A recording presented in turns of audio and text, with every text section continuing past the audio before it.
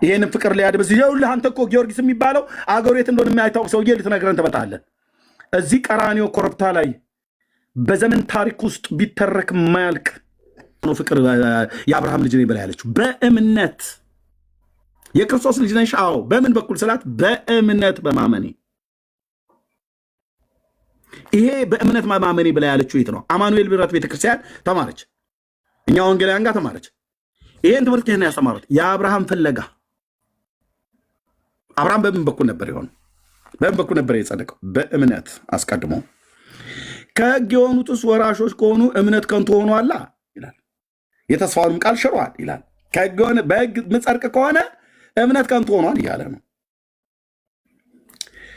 ሕጉ መቅሰፍትን ያደርጋል፣ ነገር ግን ሕግ በሌለበት መተላለፍ የለም። ስለዚህ ከሕግ ብቻ ሳይሆን ከአብርሃም እምነት ደግሞ ለሆነ ለዘሩ ሁሉ የተስፋው ቃል እንዲጸና እንደ አሜን እንደ ጸጋ ይሆን ዘንድ በእምነት ነው ይላል። እንዴት ውስጤን እንደሚነጠው አልኩ። ምን ይላል? ምን አልክ ጳውሎስ? ስለዚህ ከሕግ ብቻ ሳይሆን ከአብርሃም እምነት ደግሞ ለሆነ ለዘሩ የሆነ የተስፋ ቃል እንዲጸና እንደ ጸጋ፣ እንደ ሕግ አይደለም፣ እንደ ስራ አይደለም፣ እንደ ጸጋ ይሆን ዘንድ በእምነት ነው። እርሱ ለብዙ አሕዛብ አባት አደረግኩ ተብሎ እንደተጻፈ ለሙታን ሕይወትን በሚሰጥ የሌለው እንዳለ አድርጎ በሚጠራ ባመንበት በአምላክ ፊት የሁላችን አባት ነው። አብርሃም። ሃሌሉያ። በምን በኩል አብርሃም? የእምነት አባት ነው። በፍቅር አባት ነው። የኤርምያስ አባት ነው። የዳጊ አባት ነው። ይቅርታ፣ የቢንያም አባት ነው። የአሞጽ አባት ነው። የዮኒ አባት ነው። በክርስቶስ ኢየሱስ በማመን በስሙ ንስሐና የኃጢአት ይቅርታቸውን ባገኙ ዳግም በተወለዱ በነሱ ላይ አብርሃም አባት ነው። ባመነበት በእግዚአብሔር ፊት የሁላችን አባት ነው። ይህንን ኦርቶዶክሳውያን ጠይቀው ዜሮ ነው የሚገቡት። ዜሮ አያውቁትም። ሳሊ ለነ ቅድስት ይበል እንጂ ሰኔ ጎልጎታ ይህን የደብተራ ክታብ እያነበበ የት ያውቀዋል ይህን ሚስጥር? ኤርምያስ የእግዚአብሔርን ቃል የት ያውቃል? ዘርን እንደ በሶ በጥብጬ አልኩ። እንደዚህ እንደ በቶ መትቼ ብሉይ ኪዳን አዲስ ኪዳን ምላስን ወደ ውጭ አውጥቼ ሁሉ ልግጥ እችላለሁ። አልታበይም። ኢየሱስ ጌታዬ፣ መንፈሱ በውስጥ ያለ የሁላችን አባት ነው ይላል። የአብርሃም አባትነት ቤት በኩል ነው የምናገኘው። ይህን መስመር ካላገኘው ዝም ብሎ በአብርሃም አባቴ ነው አንዴ ተወልጃለሁ አንዴ እንትን የለም፣ እንደዚህ ብሎ ነገር የለም። ብራዘር የለም። ኦኬ፣ ዘር እንዲሁ ሊሆን ነው እንደተባለ ተስፋ ባልሆነ ጊዜ የብዙ አሕዛብ አባት እንዲሆን ተስፋ ይዞ አመነ። የ100 ዓመት ሽማግሌ ስለሆነ እንደ ምውት የሆነውን የራሱን ስጋና የሳራን ማኅፀን ምውት የሞተ መሆኑ ማለት ነው። የሞተ መሆነ ማለት ምውት ብሎ የሚለው የሞተ መሆኑን ሳይደክም በእምነት ተመለከተ ብሎ የሚለውን ቃል አንዴ ጠብቁኝ። ቻርጀሪ ዘግቶ ነበር ሳላየው። አየህ፣ የኔ ጌታ ለዘላለም ስም ይባረክ።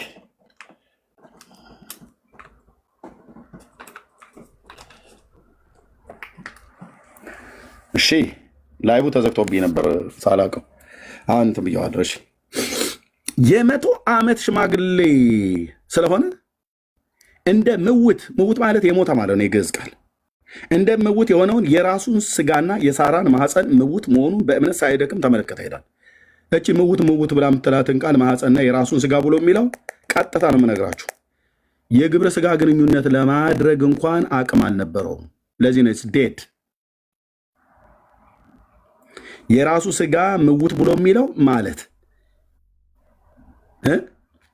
ያ ስጋው ተነሳስቶ እናታችንን ሳራ የግብረ ስጋ ግንኙነት ለማድረግ የሚሆን ኃይል አልነበረውም። የ100 ዓመት ሽማግሌ እንዴት ነው ከሴት ጋር ከሚስቱ ጋር ማለት ነው ያንን ሩካቤ ስጋ እንዴት ሊፈጽም ይችላል? አፍርጬ ነው የምነግርህ ብዬ ስልህ ሙት ነበረ ማለት ምውት ነበር። ከዛስ የሳራንም ማኅፀን ምውት መሆኑን ማለት ከእሷ ጋር የግብረ ስጋ ግንኙነት ተገናኝቶ ማኅፀኗ እንቁላል አፍርቶ ያ ከአባታችን ከአብርሃም የሚሄደው የዘር ፈሳሽ በእሷ ማህፀን ውስጥ እንቁላሉን ሰብሮ ልጅ ሊሆን የሚችልበትን ነገር በእምነት ሳይደክም ተመለከተ። ያለ እምነት ቢሆን የሞተ ነው። አሮጊቷም አርጅታለች። የ91 ዓመት አሮጊት ናት። ጡቶቿ ወድቀዋል። የሴትነት ወግ ቀርቷል። አባቶች አምላክ ቀርቷል። የወር አበባ ምናምን የሚባል ነገር የለም። ጡት አሸብሽቧል፣ ወድቋል። ፊት ተጨማዷል፣ አንገት ተጨማዷል። የ91 ዓመት አሮጊት እግዚአብሔር ሲናገር ግን የ19 ዓመት ያረጋታል ስልህ ገልብጦ ማለት ነው። 91 19 ትሆናለች። ጌታ ሲናገር 91 19 ትሆናለች። የ100 ዓመት ሽማግሌውም እንደ ጎረምሳ ይሆናል። ቢተቃቀፉ እንኳን ራሱ አይሞቃቸውም። ኦልሬዲ ዳዊት ማነች አቢሳነች ማነች ብትባል በስተመጨረሻው በእርጅናው ሰዓት ያመጡለት ሴት ነበረች። ታሙቀው ብለው ማለት ነው በብብቱ ስር። እነዛ ሁሉ ሴቶች ነበሩ፣ ግን በብብቱ ስር ወደ መጨረሻው አካባቢ ላይ አቢሳነች ማነች የምትባል ነበረች። አመጡለት እንድታሞቀው ብላ ማለት ነው። ግን እሱ አያውቃትም ነበር ይላል። አያውቃትም ነበር ማለት ሴት እስሩ ተኝታ ትናንትና ቤርሳቤህን እንትን ሲል የነበረው ዳዊት አሁን ጉብል የሆነች ጎረምሳ ልጃገረድ አቢሳን አምጥተውለት እስሩ አስተኝተው፣ ቆይ ፓስተር እየደወለ ነው። እስሩ አስተኝተውለት በግብረ ስጋ ግንኙነት አያውቃትም ነበር ማለት ኦልሬዲ አርጅቷል ዳዊት። የእሱ ነገር አብቅቶለታል ማለት ነው። ማለት አቢሳን አሁን የግብረ ስጋ ግንኙነት ለማድረግ የሚችል ጉልበት የለውም። ለምን? ጀግናው ዳዊት አርጅቷል። ቤርሳቤህን የሰው ሚስት ነጥቆ እንደዛ እንዳላደረገ እነ ሚልኮልን ሳኦልን እና እነ ማንችና አጊት እነ ኢዝራኤላዊቷ አኪናሆም የናባል ሚስት አቢጊያ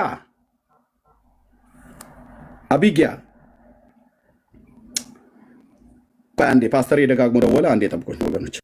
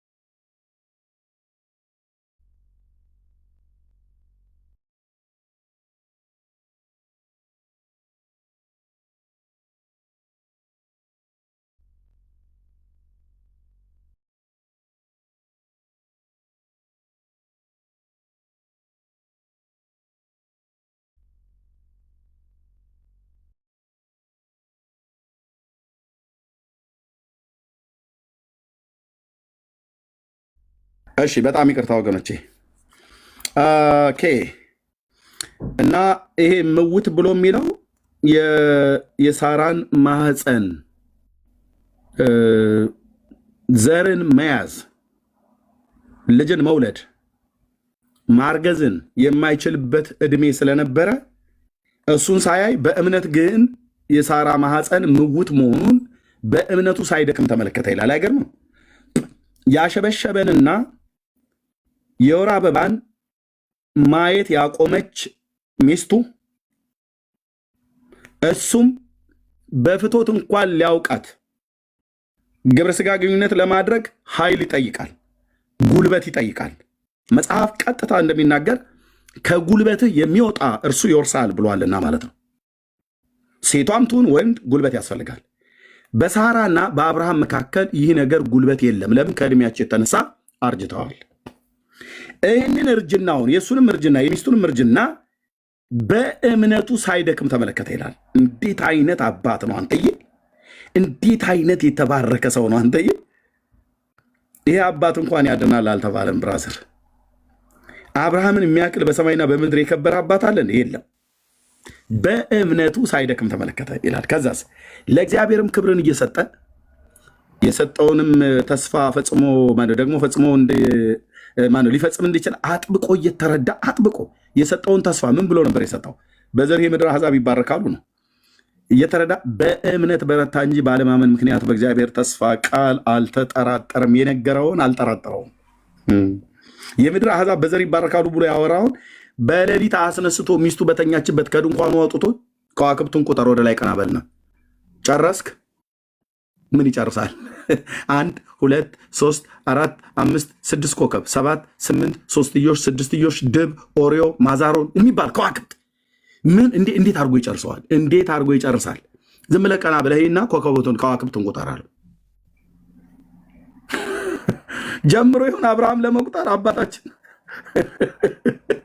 በእስራኤል ሰማይ ትይዩ እንኳን ብቻ በዛ በከነዓን ምድር ላይ ስንት ከዋክብት ይወጣል? ብራዘር ዩኒቨርሱ ላይ ወደ ላይ ቀና ብለህ ብትል በእስራኤል ምድር እሱ በቆምበት በከነዓን ምድር ጣሪያ ትይዩ ላይ ስንት ከዋክብት አለ? ቆጠር አለው ጌታ። መቁጠር ጀምርህን አይደል? ኦኬ ጨረስከው? የምድርን አሸዋ ቁጠር፣ ወርታይ ዝቅ ብለህ ራሱ እስራኤል ምድር ላይ ያለው ብቻ አሸዋ እንኳን በሜዲትራኒያን ባህር ላይ ያለው አሸዋ እንዴት ይቆጠራል? እታችማ ወደ ምድረ በዳ ወደ ኔጌቭ ምድረ በዳ ላይ ወደ ሲና ምድረ በዳ ላይ ብትሄድ ስንቱን አሸዋ ነው የሚቆጥረው? እዛ ቤርሸባ ላይ ብቻ ያለው ማለት ነው። ቤርሸባ ላይ የሽማግሌው ቤት እዛ ነበር አለ። አሁንም ቱሪስቶች ይጎበኙታል። ቤርሸባ ላይ ብቻ ያለውን እንዴት ይቆጥረዋል? ያንን አሸዋ ቆጠር አለው። አሸዋ እንዴት ብሎ የሚቆጠር? የአንድ አሸዋ፣ 2 አሸዋ፣ 3 አሸዋ እንደዚህ በፍኝ እንኳን እንደዚህ አፍሰህ ከባህር ዳርቻ ላይ እንዲህ አፍሰህ በዚህ እጅ ላይ እንኳን የምታወጣውን አሸዋ ተደራጅተህ ቆጥረህ ልጨርሰው አችልም። ቆጠር። ይህንን የተስፋ ቃል ነበር የሰጠው እና ያንን ቃል እንደሚፈጽመው ደግሞ ሊፈጽመው እንዲችል አጥብቆ ነው የተረዳው። ታውቃለህ? ኦ ማይ ጋድ! ጌታዬ ሆይ ይህንን እምነት አብዛለን በውስጣችን። የተናገርከንን ያወራሃንን በሕልም በራእይ በድምፅ በባሪያዎች በቃል በኩል የነገርከንን ቅዱስ ቃልህን ከአንተ የሰማነውን አጥብቆ እንደተረዳ አጥብቀን መረዳትን እንድንችል እምነትን ጨምርልን። ጌታ ኢየሱስ አለማመናችንን እርዳውና እምነትን ጨምርልን። የተናገርከውን ቃል እንደምትፈጽመው አጥብቆ የተረዳ ለአብርሃም ይህንን እምነት በውስጡ የጨመርክለት ጌታ ሆይ አብዝተህ የተናገርከውን እንዳንጠረጥርህ አልተጠራጠረምና ይላል። እኛም የአብርሃም ልጆች ነንና በእምነት ሳይጠራጠርህ እንዳመነህ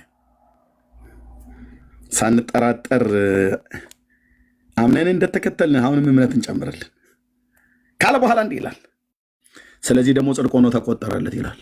ምኑ? ሳያምን ያለ ጥርጥር ያመነው እምነቱ ነው ጽድቅ ሆኖ የተቆጠረለት። ከዛ የሚለውን ለእኛን ሲያመጣን ተቆጠረለት የሚለው ቃል ስለ እሱ ብቻ የተጻፈ አይደለም። እና ስለማን ነው? ስለ እኛም ነው እንጂ። እንዴት ሆኖ? በምን መንገድ? በምን የሂሳብ ስሌት እንዴ? የተጻፈው ለአብርሃም ነው ብሎ ዘፍጥረት መጽሐፍ ምዕራፍ 18 ቁጥር ምዕራፍ 22 ቁጥር 18 ላይ በዘር የምድር አሕዛብ ይባረካሉ ብሎ ያለው ለእሱ ብቻ አይደለም እንዴ? አዎ ነው። ግን የተቆጠረለት የሚለው ቃል ስለ እርሱ ብቻ የተጻፈ አይደለም። ዝም ብለህ ስማኝ ነው ብሎ የሚለው ቅዱስ ጳውሎስ። ታዲያ ስለማን ነው? ስለ እኛም ነው እንጂ። እንዴት ሆኖ? ስለ በደላችን አልፎ የተሰጠውን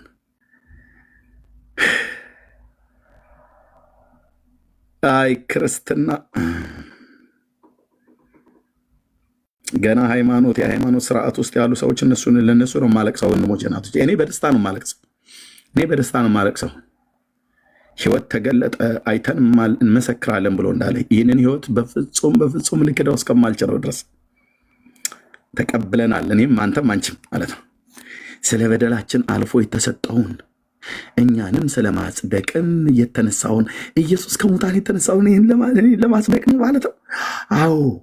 አዎ በስሙ ስታምን ሊያጸድቀ ነው። በስሙ ስናምን ሊያጸድቀን ነው። የኔ ጌታ ስም ይባረክ። ሊያጸድቀን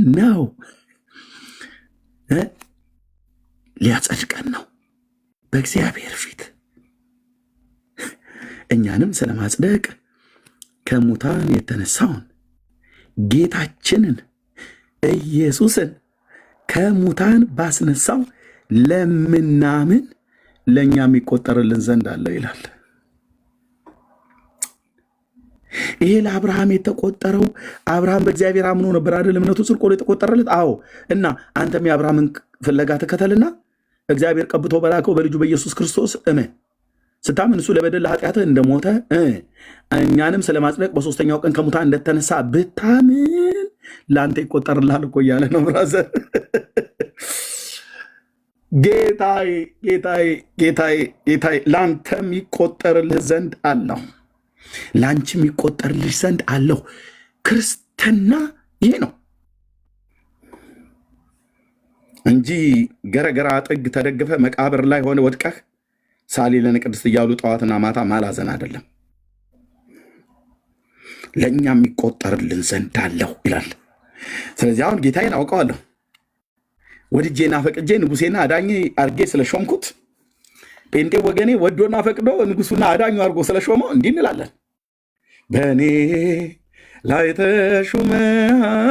ተሹመሃል፣ ፍቅር ልቤን ነክቶታል፣ እውነት በርታልኛለች፣ ነፍሴም አምላኳን አውቃለ። ውዴ አንተ የእኔ ነህ፣ እኔም የአንተ ሆኛለው፣ በቀረልኝ ዘመን ሁሉ ሳመልክ ሳከብርህ ኖራለሁ። ከፍ በል የኔ ጌታ፣ ለዘላለም ስም ይባረክ። ውስጣችን ጩኸት እኮ አለ። ውስጣችን እኮ ድምፅ አለ። አንተ ሕያዋን ሰራዊት እኮ ነን። ውስጣችን እኮ ድምፅ አለ። የማን ድምፅ? ልዑሉ ይናገረናል። የተቀባው የአብ ልጅ የቤተ ክርስቲያን ራስ የማዕዘን ድንጋይ መሰረት የሆነው ጌታ ይናገረናል። ወድጄና ፈቅጄ ንጉሴን ሾምኩት፣ እኔ ግን ንጉሴን በተቀደሰው ተራራይ ላይ ሾምኩት ብሎ እንዳለ የዛሬ 27 ዓመት ጴንጤዎቹ አግኝተው እጅን በእምነት አንሳ ጌታን ተቀበል አሉ። በእንባ ፊቴ እየታጠበ የዛን ቀን ወደ ጉባኤ ወደ መድረክ ላይ ወጣው። ደስ ይላል። አንተዬ ሰዎች የሚያመልኳቸው ዛሬ የሚከተሏቸው ብዙ አማልክት ቢኖሩም አንዳቸው የእውነት አይደሉም። እውነቴን እኮ ነው። እውነታችንን እኮ ነው። ታላቅ ገናና ኃይለኛ ታጋሽ መሐሪ የሆንከው ከጥንት ከድሮ ጀምሮ በእውነት እግዚአብሔር አምላክ ነው። ዳጊ እስኪ ከቻልክ ፕሊስ፣ እኔ በዚህ እንትን ባለ ድምፅ ጉባኤው እንዳልበት ነው። ዳግሻ ትችላለህ ከቻልክ ማለት ነው፣ ቢዚ ካልሆንክ። ከፍ በል ለዘላለም። ቢዚ ሊሆን ይችላል ዳጊ፣ ዝም ካለ ቢዚ ነው። ግን ከቻልክ ዳግሻ በፈለግከው ሰዓት ከፍ በል ለዘላለም ከፍ በል። ከአንቺ የበለጠ አሁን የሚያምርበት ማን አለ? ከኔና ከአንተ የበለጠ ማን የሚያምርበት አለ? በሕያዋን ጉባኤ ነው። ችግር የለውም ዳግሻ። እሺ በሕያዋን ጉባኤ እኮ ነው የቀላቀለህ። ለእኛ የሚቆጠርልን ዘንድ አለው አላለም? ለአብርሃም እምነቱ ጽድቅ ሆኖ እንደተቆጠረለት እኔና አንቺ ስለ በደላችን አልፎ የተሰጠውን እግዚአብሔርን በሶስተኛው ቀን የሞትን ጣር አጥፍቶ አስነሳው የሌለ ከሙታን ያስነሳውን ከሙታን ባስነሳው ለምናምን ለእኛም ተቆጠረልን።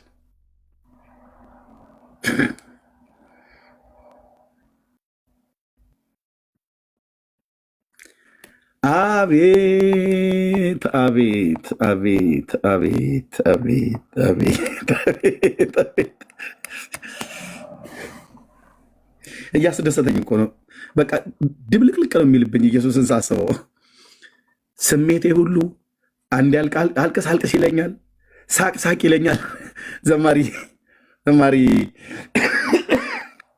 ይድንዬ እንደተናገረው ማለት ነው። ሳቅ ሳቅ ይለኛል፣ ዘምር ዘምር ይለኛል። የሚያደርገኝ ነው የሚያሳጣኝ። የምሕረቱን ብዛት ሳስብ አለቅሳለሁ። ደስ ይለኛል፣ ደስ ይለናል። ይድኔ እንደዚህ ይላል፣ እችኑ ቃል ብሎታል።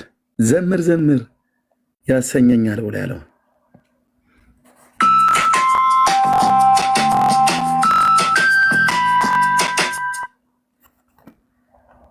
ስማልኝማ። ቆይ በምን አይነት ፍቅር እንደነካኸኝ እኔ እንጃ። በምን አይነት ፍቅር እንደነካኸኝ እኔ እንጃ። እሺ ጌታዬ፣ እኔ አባት ለዘላለም ስም ይባረክ፣ ለዘላለም ስም ይባረክ። ጌታ መንፈስ ቅዱስ እናመሰግንሃለን። ኦኬ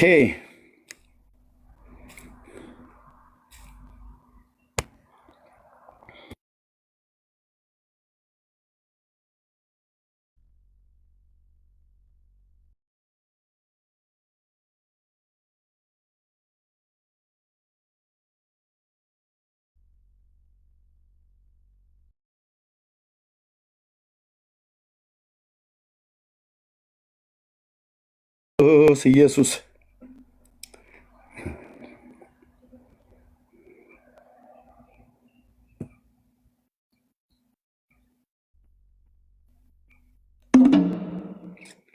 እሺ እኔ ጌታ ለዘላለም ስም ይባረክ። ጌታ መንፈስ ቅዱስ ሃሌሉያ ሃሌሉያ። ታላቅና የተፈራህ ገናና ንጉሥ አንተ ድንቅ ነህ። በዘላለም ተራሮች ላይ ሆነ በድንቅ የምታበራ የአባቶቻችን አምላክ ማንም ሊቀርበው በማይችል ብርሃን ውስጥ የምትኖር መላእክት እንኳን የሚፈሩ መጥተህ እኔን ቀረብከኝ፣ በእኔ ውስጥ ኖርክ።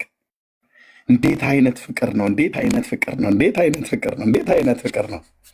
አባዬ ስምህ ይባረክ። የኔ አባት ስምህ ይባረክ። የእኛ አባት እንዲህ ይላል ይድንዬ፣ ገርሞት ሰምተኑ ጣፍጦን የቀረ ስም በመቅኔ በአጥንት መቅኔያችን ውስጥ በደም ስራችን ውስጥ የተዋሃደ እኮ ነው። ኢየሱስ የሚባል ገናና ስም ጣፍጦ ቀረ። ታውቃለህ፣ በሕይወታችን ለዘላለም እግሮቹ ፊት ደርቀን እንገኝ፣ ለዘላለም እግሮቹ ፊት ተደፍተን እንቀር። ኢየሱስ የጽድቅ ብርሃናችን በራለን። ሃሌሉያ። ይህን ሁሉ እግዚአብሔር ስለምን አደረገ? ስለምንድን ነው ያደረገው? ስለ ፍቅር። ይህንን ያደረገው የራሱን ምሕረት ተማምኖ በራሱ ፍቅር፣ በራሱ ጸጋ፣ በራሱ ጽድቅ፣ በራሱ ቅድስና በኃጢአቱና በበደሉ ሙታን የሆነውን ሰው አንስቶ አከበረው። አንስቶ አከበረን። ክፉ ከሆነው ከአሁኑ ዓለም ያድነን ዘንድ እንደ አባቱ ፍቃድ ነፍሱን ስለኛ አሳልፎ ሰጠ። አትንገሩኝ። ከዚህ ውጭ መታችሁ ጴንጤ ፊት አታውራ ሌላ ነገር። እውነቴን ብዬ በጴንጤ ፊት ሞገስ ነው የምታጠው አልኩ። ሌላ ሰውዬ አምጥተህ እንትና በዚህ ሞቶ ጥፍሩ ተነቅሎ አንጎሉ ፈሶ ወገቡ ተጨማዶ ብለህ ብትል በፍጹም እኮ ነው የማንሰማው አልኩ። እንዴት ሪቴት እንደሚያደርገን ሌላ ሴትዮ ሞተችልን እንትና አለ እንትና። ለእኛ አትንገሩን። ለእኛ አትንገሩ። እኔ እግዚአብሔር ለእኔም ለወንድሞቼም ያደረገልን ምሕረት እንደዚህ ነው ብራዘርዬ፣ እንደዚህ ነው። ምሕረተ ብዙ ስለሆነ ጌታ አዳምን በሰራው በደልና ኃጢአት ከኤደን ገነት ካስወጣው በኋላ የራስ ጉዳይ ብሎ እዛው ቢቶ የት የሆነ መጨረሻችን ታውቃለህ? ፍጻሜ አዳምን በዛው በኤደን ገነት እንዳስወጣው የኪሩብ ነበልባል የምትገለባበት ሰይፍ አቁሞ እዛው ትእዛዜን እምቢ ብልሃል፣ ነግሬህ አልሰማኝም፣ ከኔ ድምፅ ይልቅ የሚስትን ሰምተሃል፣ ከዚህ በኋላ የራስ ጉዳይ ብሎ ቢቶ ፍጻሜህ የት እንደነበረ ታውቃለህ ወይ? ታውቂያለሽ ወይ? እናውቃለን ወይ? ፍጻሜያችን ድቅድቅ ጨለማ፣ የዘላለም የእሳት ባህር። እያንዳንዱ ትውልድ ሄዶ እዛ ይከረቸም ነበር። እግዚአብሔር ግን ህዝቡን በአምሳሉና በመልኩ የፈጠረውን ፍጥረት አልተውም። ምሕረት ብዙ ስለሆነ ልማረው፣ የቀደመ በደልና ኃጢአቱን ይቅር በለው፣ እኔው ራሴ ወርጄ ልታረቀው ብሎ ፍለጋ፣ እንደገና የጠፋውን የበደለውን አዳም ፍለጋ፣ በኤደን ገነት የሚመላለስ የእግዚአብሔር ድምፅ ፍለጋ፣ እንደገና የሰራው ሰውዬ ኤርምያስ ጥሻ ስር፣ ጫካ ስር፣ ቅጠል ስር፣ ቅጠል አልገልሞ ነው የተገኘው። ኤፍሬም በለው ኤርምያስ፣ ኤደን በል ዮኒ፣ ቅጠል ተሸማቀን አፍረን ተዋርደን አዳሙ የት ነህ ብሎ ሲለው ቅጠል ስር። እንዴት ነው ወንድሜ? ተበድሎም እንደገና ደግሞ ፍቅር ፍለጋ መምጣት። የበደለውን ሰው እዛው እኔ በሆን ጥግ ነበር ማስይዘው እንጂ ተበድሎም ትእዛዙንም ተላልፈው በኤደን ገነት አዳም ሆይ ወዴት አለህ ይለዋል። የት ነው ያለው አዳም? እህቴ ወንድሜ፣ ለአንተም ለአንቺም ዛሬ የት ነው ያለሽው? የት ነው ያለው አዳም? ድምፅህን ሰማው ፈራው ተሸሸጉ ይላል። ፍለጋ እንደገና ራቁቱን በሆነበት ፍለጋ፣ እግዚአብሔር ሰውን ፍለጋ።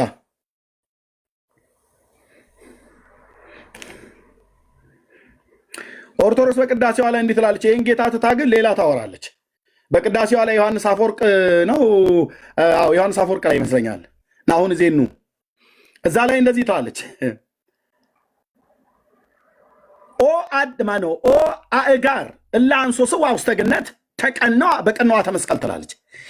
አዳምን ሊፈልጉ በኤደን ገነት የተመላለሱ እግሮች በመስቀል ላይ ተቸነከሩ ትላለች። ድንቅ እኮ ነው፣ ድንቅ ነው። መቼ እንትልላለች? ይህን ብቻ ብላ መቼ በታዎች እሷ ሌላውን አሰስገሰሱን ስለምትጨምር እንጂ አእዳው እለ ለሃውኮሙ ለአዳም ተቀነዋ በቀነዋ ተመስቀል። እነዛ እጆቹ አዳምን የሰሩ እንጨት ላይ ተሰቀሉ ትላለች። ይህም በላ ባለችበት ግን የሰው የመቃብር አፈር ይዘህ ኪሮስ ብለህ ስም ብትጠራ ትጸድቃለህ ትላለች። ይህን ጻድቁን ጌታ አዳኙን ትታ እግዚአብሔር ይህንን አለው ሰውን የፈለገው መጥቶ ኤደን ገነት ላይ አምላክም የእግዚአብሔር ድምፅ በኤደን ይመላለስ ነበር ይላል። እኔ ምልህ ትእዛዙን ያፈረሰውን ሰው ፍለጋ ምን ልታደርግ ነው የመጣኸው? በቃ ትእዛዝን ትቷል። ለምን አትተውም? ይህን ሰውዬና ዘሩ ለምን እስከ ወዲያኛው አትተውም? የማይተውበት ምክንያት ምሕረትና ፍቅር። ይኸውልህ እዛ ኤደን ገነት ዛፍ ስር ቅጠል ለብሶ ተጨብጦ ተኮማትሮ አንድ ሰውዬ ይታይህ ከሆነች ሴትዮ ጋር የኔ እናንተ ታሪክ የጀመረበት እናትና አባት ሰይጣን ካበላቸው በኋላ እርቃናቸውን መሆናቸውን ሲያውቁ የራሳቸው ሀፍረት አዋርዷቸው አሸማቋቸው ማን ያይናል ብለው ዛፍ ስር ተወጥፈው አንድ ሴትዮና አንድ ሰውዬ ይታይህ ዛፍ ስር አትብላ የተባለውን በልቶ ተወሽቆ ተደብቆ እርቃኑን ሆኖ ከክብር ጎሎ ይታይ።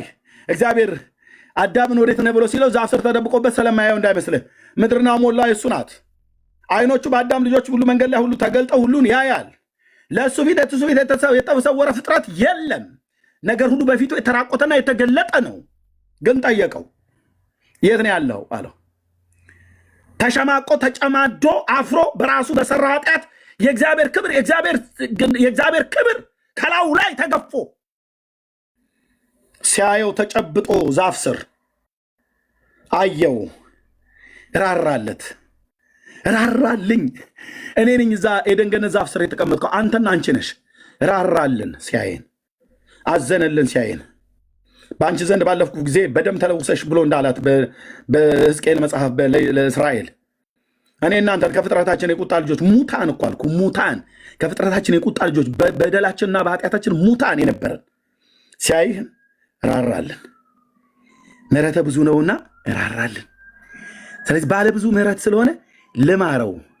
በምሕረቱ ባለጠጋ የሆነ ጌታ ይህን ሰው ልማረው አለ። ይህን ሰው እድል ልስጠው አለ። ለእሱና ለዘሩ እድል ልስጥ አለ። ልማረው፣ ይቅር ልበለው። ምሕረትና ፍቅሬ ምሕረትና እውነቴ ተነሳስታለች። ልማረው፣ ይቅር ልበለው፣ እድል ልስጠው አለ። እድልን የሚሰጥ ጌታ ኢየሱስ ክርስቶስ የእግዚአብሔር ልጅ እድል ልስጠው፣ እድል ልስጠው። እንዳደረገው ቢሆን ከኔ ተለይቶ ለዘላለም ለሰይጣን ባሪያ ሆኖ ዘላለሙን በሲኦል ነው የሚጨርሰው። ግን እድል ልስጠው። ምሕረቴ አያልቅም፣ የቸርነቴ ብዛት አያልቅም። ቀኝና የፊቴን ብርሃን አበራለታለሁ። እንዴት አድርገህ ትምረዋለህ? ሲፈልግ አዳም የሰራው በደል ብራዘር በዶላርና በወርቅና በማዕድን ሰርቶ እሱን ካሳ ሰጥቶ እግዚአብሔር በዛ ካሳ ለውጥ የሚተካ አይደለም። አይገርምም? ከሱ የተወለደ ሁሉ ከአዳም የተወለደ ሁሉ ደግሞ በሙሉ በበደልና በኃጢአቱ ሙታን ነው። ከማርያም ጀምሮ አብርሃም በል ሙሴ በሙሉ አንድ አጠራም አንድ ለዘር የተረፈ እስከማይኖር ድረስ ነው እርኩስ የሆኑ አንድ እኮ አልኩ። እና እግዚአብሔር መጨረሻ ከመላእክት መካከል ማንም አይልክም። ስለዚህ እኔው ራሴ ሰው ሆኜ ተወልጄ የእሱን ተፈጥሯዊ ባህሪ አድርጌ ከኃጢአት በስተቀር ፍጹም እንደነሱ ሰው ሆኜ፣ ስለዚህ እኔው ራሴ ከወደቀበት አንስቼ ወደ ክብሬ ያመጣዋለሁ። እንዲህ ዳዊት ሲናገር ታከብረው ዘንድ የሰው ልጅ ምንድን ነው ይላል። እኔ አሁን ምንድን ነኝ?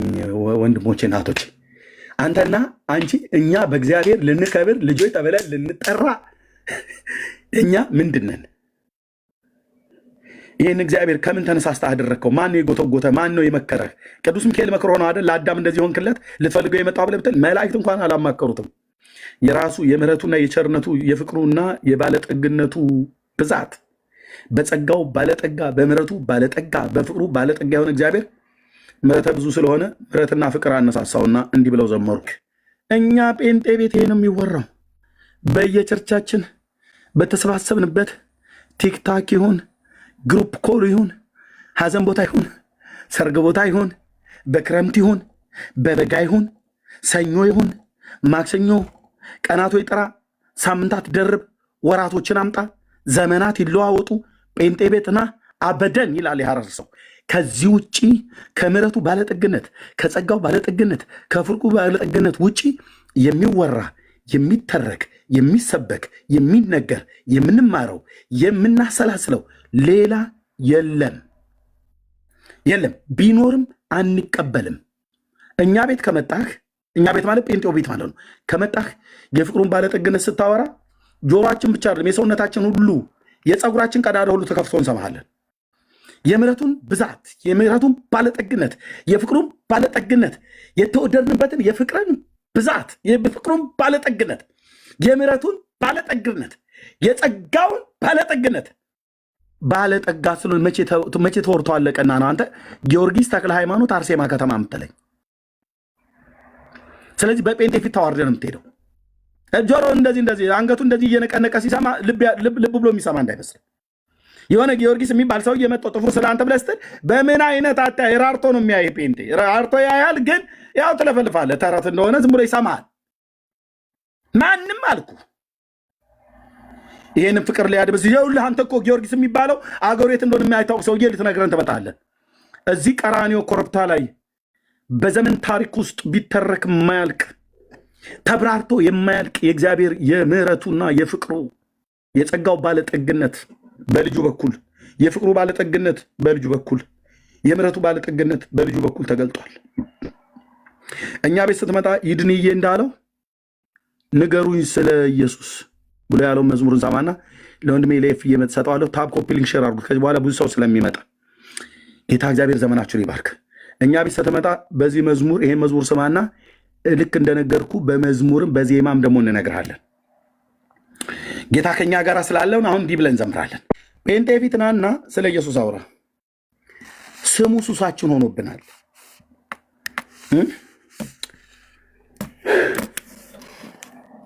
አንተዬ እንዴት እኔው ቃላት አጥቼ ነፍሴ በውስጤ ድክም ብላ አንደበቴ ሲንተባተብብኝ እንዴት ብለዬ ላብራራው እችላለሁ? መተህ ጴንጤ ፊት ሌላ ስታወራ ሞገስ ነው የምታጣው። እውነቱ ልንገርህ፣ በጣም እየታዘቡ ነው የሚሰሙህ። በጣም እየታዘቡ ይሰሙሻል። ግን ታዝበው የሚሰሙ አንደኛ አንተ እንድትድን ታግሰው እነሱ ጋር የሚያድነውን ጌታ ሊነግሩ መተሽ ካወራን ኢየሱስን አውራን፣ ካወራችሁን ኢየሱስን አውሩን።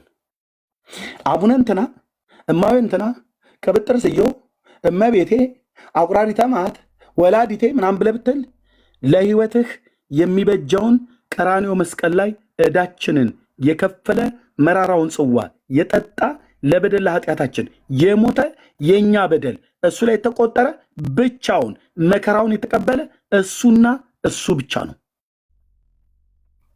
ፒሪየድ አለቀ። ጊዮርጊስ ስትለኛ አንተ ከመስቀሉ ግርጌ የነበረው ዮሐንስ እዛ ያለቅስ የነበረው ዮሐንስ እሱ ያድንሃል እንኳን ተብሎ አልተጻፈልኝም። 5 መጽሐፍ የጻፈው ሐዋርያ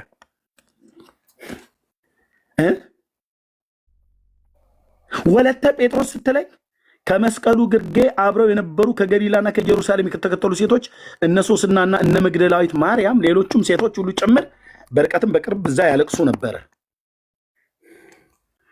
ምን አልከኝ? ቅዱሳት ሴቶች ነው ያልከው? ልክ አታውቅም አንተ። ልክ የታውቃለህ? የት ታውቃለህ? በመጀመሪያ ሶስና የተባለች የኩዛ ሚስት ሶስና በሄደበት ቦታ ሁሉ ውዴን እየተከታተለች በገንዘባቸው ሲያገለግሉት የነበሩ ሴቶች፣ ከገሊላና ከኢየሩሳሌም የተከተሉ ሴቶች፣ እንደነ መግደላዊት ማርያም አይነት ሴቶች፣ የኩዛ ሚስት ሶስና። ምን አልከኝ? ቅድስት ሴት ነው ያልከው? በአካል ያውቁታል። አብረውት በልተዋል፣ አብረውት ጠጥተዋል። ከገሊላ እስከ ኢየሩሳሌም፣ ከይሁዳ እስከ ሰማርያ ሲንከራተት ለወንጌል አገልግሎት አብረውት ዞረዋል። እነሱ እንኳን ታድናለች፣ መግደላዊት ማርያም ታድናለች፣ የኩዛ ሚስት ሶስና ታድናለች እንኳን ተብሎ አልተጻፈም። ከየት አንተ ነው አርሴማ ብለህ የምትለኝ አንተ? ልክ አታውቁም፣ ልክ አታውቁም። የሺ ፍልጥ ማሰሪያው ልጥ ይበላል። የፈለካቸውን ሴቶች ጥራ፣ እማዊ እንትና ምናምን እያልክ ብለህ የምትላቸው ማለት ነው። በጽድቃቸው የመግደላዊት ማርያምን ያክል እና ግልጽ ነው የምነግርህ። እነኛ አሁን አንተ የአረብ ሀገር ሴቶችና የአገር በቀል ሴቶችን አሮጊት የቋንቋ አሮጊት እድሜያቸው የጨረሱ ሽማግሌዎችን እነሱን አጥማቸው አጥንታቸው ገባል ብለህ የምትላቸው ሰዎች በጽድቃቸው መግደላዊት ማርያም እግር ስራ አይደርሱም። ይህ ወንጌል በተነገረበት ቦታ ሁሉ ስሟ ይነገርላታል ብሎ የተባለላት ሴት ነች። የአልባስጥሮስ ሽቱን እግሩ ስር ደፍታ የሴት ልጅ ክብሯ ጸጉሯ ነው። በጸጉሯ እግሩን ነው ያበሰችው። አቧራውን ሽፍን ጫማ ነበር የሚያደርግ የነበረው ውዴ። እግሩን የጠረገችው ለሴት ልጅ ጸጉሯ ክብሯ ነው።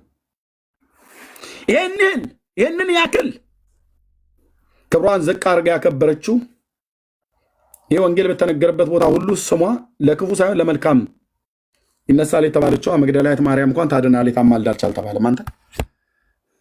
ስለዚህ እኛ ቤት ስትመጡ፣ ጴንጤ ቤት ስትመጣ በጣም ስርዓት ማወቅ አለብህ። ካልሆነ ግን ወንድሞቼ እናቶቼ በእውቀት የታጠቁ ስለሆኑ ይነግሩሃል። እናቶች ብለህ ከጠራ ከመግደላዊት ማርያም የበለጠች ለእኛ ማን እናት አለች? ከጌታዬ እናት ከማርያም የበለጠች ማን እናት አለች? እሷ እንኳን ታድናለች አልተባለም አንተ። ሐዋርያቱ ታድናለች ብለዋል አሉ። ወደ ቤቱ ወሰዳት የተባለ ሐዋርያ 5 መጽሐፍ ሲጽፍ አንድም ቦታ ላይ ታማልዳለች ብሎ አላለም። አንተ ኬት አምጥተህ ነው ታማልዳለች ብሎ የምትለው? ወደ ቤት ወሰዳት የተባለ ሐዋርያ ዮሐንስ ወንጌል መጽሐፍ ምዕራፍ 19 ላይ ወደ ቤት ወሰዳት የተባለ ሐዋርያ ከሙታን ተነስታ አድርጋለች፣ ሰማዩን ጣሪያውን ቀዳ ወጣች ገባች ብሎ የሚል አንድ አልጻፈም። አንድ እርስ በርሳችሁ የታሪክ ውሸት ስለሆነ ቶማስ አይቷታል ብላችሁ አላችሁ። በመጀመሪያ ዮሐንስ አይቷታል አላችሁ። ከዛ ደግሞ ቶማስ ከህንድ ሀገር ሲመጣ ነው ደመና ላይ ልቦናው ተበጽብጾ ብሎ የሚል ተረት ለተረት ታጋጭልኛለህ። ዮሐንስ 5 መጽሐፍ ሲጽፍ አልጻፈም። እናቱ መሆኗን ሲጽፍ ከሙታን ተነሳለች፣ አድርጋለች፣ ገብታለች፣ ወጣለች አላለም። ታድናለች፣ ታማልዳለች ብሎ አላለም። ከሲኦል ከገሃነመ እሳት ታወጣለች፣ ታተርፋለች በምልጃዋ ምናምን ነገር አላለም። እንዴት አልጻፈውም? ስለማታማልድ ነው ያልጻፈው። እንዴት አልጻፈውም? ከሙታን ስላልተነሳች ነው ያልጻፈው። የአልዓዛርን ከሙታን መነሳት 11ኛውና 12ኛው ምዕራፍ ላይ ከትቦ ሲያበቃ የዘብዴዎስ ልጅ ዮሐንስ ማርያምን ወደ ቤት ወስዷት የተባለ ሐዋርያ እንዴት የሷን አልጻፈም? አይቷታል ብላችሁ አልነበር? በስንክሳር መጽሐፍ ተጽፎ እንደተገኘ ብለህ የዘመናት የታሪክ ግብስብስ ጽፈህ ስታበቃ ማርያም ከሙታን ተነሳለች ብለህ ትላለህ። መረጃ የላችሁም። እፊቴ ቀርበህ ይሄንን አታስረዳም። በመጽሐፍ ቅዱስም በመጽሐፋችሁም ማለት ነው። ታሪኩ እንደ ደጋ በግ እንዴት እንደሚላተም እርስ በርስ አሳያለሁ። ለሃ ማርያም፣ ድርሳነ ማርያምን፣ ስንክሳሩን፣ ታምረ ማርያምን፣ ነገረ ማርያምን አምስቱን መጽሐፍት አገናኝቼልህ አምስቱም እርስ በርስ እንዴት እንደሚጋጩ ዓለም አደባባይ ላይ አስጥቼ እነግርሃለሁ። ዲቤት ከፈለክ ናግባ። ዲቤት ከፈለክ ናግባ። የፈለገ አትናሲዮስ ይቀላል ነው ብለህ የምትለው ማርያም ከሙታን ተነስታለች ብለህ ማን ነበር ምስክር? ከዮሐንስ የበለጠ ምስክር አለ እንዴ? የአይን ምስክሮች የሆኑቱ ጌታ ኢየሱስ ክርስቶስ ከሙታን እንደተነሳ ትንሣኤውን ጻፉት። አይተናል አለ ዮሐንስ። አይተናል አለ። ሕይወት ተገለጠ፣ አይተንማ እንመሰክራለን። ከአብ ዘንድ የነበረው ለእኛ የተገለጠውን የዘላለም ሕይወት እናወራላችኋለን አለ። ከእሱ ጋር አብረን የበላን የጠጣን እኛ ነን ብሎ ጻፈ ዮሐንስ።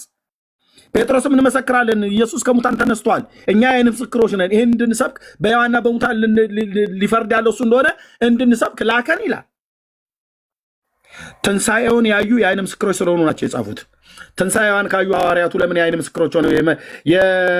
የመቶ አለቃው የኢያይሮስን ልጅ እንደዚሁም የአልዓዛርን ጽፈው ለምን የማርያምን ተዉት? እነ ጴጥሮስና እነ ዮሐንስ አድመው ነው? መናፍቃን ሆነው ነው? የሙሉ ወንጌልና የቃሉ ቤተክርስቲያን እምነት ተከታዩ ስለሆኑ ነው እነሱ ለምንድን ያልጻፉት? በአጭር ቃል ተረት ስለሆነ ነው። አያውቁትም ይህንን ወሬ። እኛ ጋር መተህ ታዲያ ሌላ አትንገረን፣ ንገሩን ስለ ኢየሱስ፣ አውሩልን ስለ ኢየሱስ። እሱ ነው የእኛ ቤት ሱስ፣ የጴንጤ ሱስ ማለት ኢየሱስ ስትለው በቃ ጴንጤ አቀማመጡ ራሱ ያስተካክላል። እንዴት እኮ እንደሚያደርግ ጌታ ኢየሱስ ምስክር፣ የመድረክም አገልጋይ ስለሆንኩ ማለት ነው። ኢየሱስ በለው ገና መድረክ ላይ ወጣ በሙሉ ያንቀላፋ ሁሉ ይነቃል።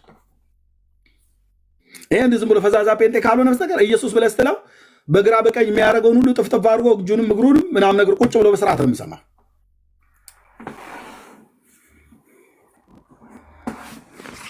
ሱስ፣ የህይወቴ ሱስ አለ። ስም ሱስ ሲሆን እንዴት ይጣፍጣል! እንዴት ይጣፍጣል እኮ ወንድሞቼ እናቶቼ፣ ጌታ ኢየሱስ እንዴት ይጣፍጣል ስሙ። ዛሬ ሰምተው ነገ አይሰለችንም። ሰዎች ይመጡና እኔ የምልህ ኤርሚያስ ምንድነው የማይሰለቻችሁ ነገር? በቃ ሁሉ ቀን እንትን ምንድነው ይሉናል። ወንድሜ እንዳይሰለቸን አድርጎ የተባረከው ጌታ መንፈስ ቅዱስ በውስጣችን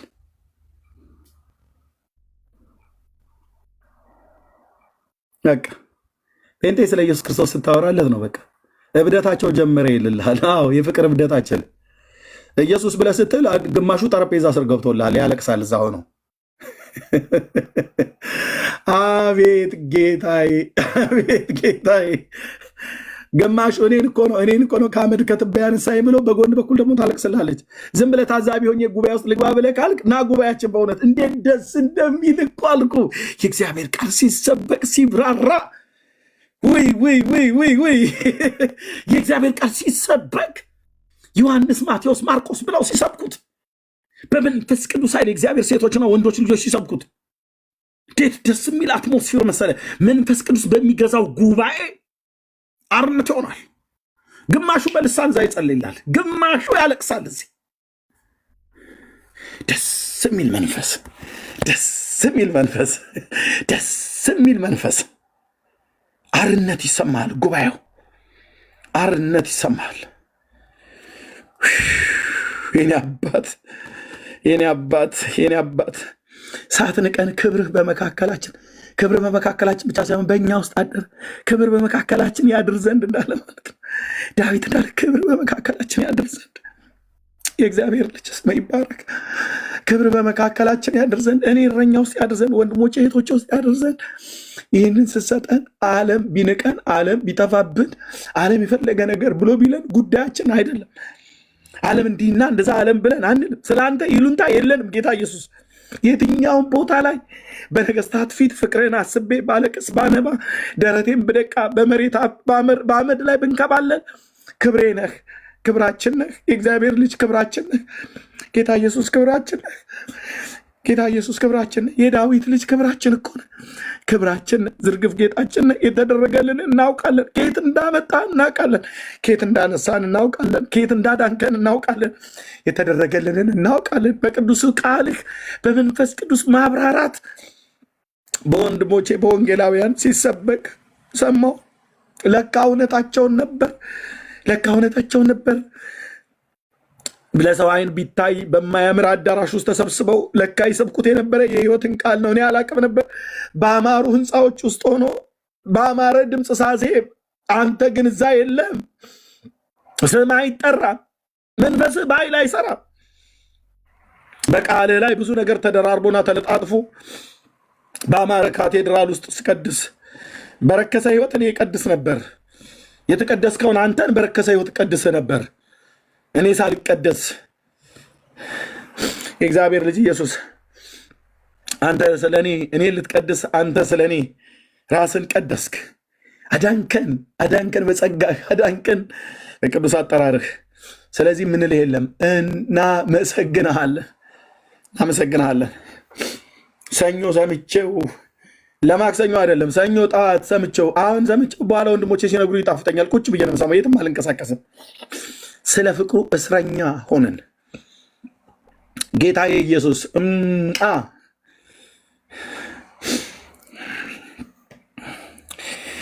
ስም ይባረክ።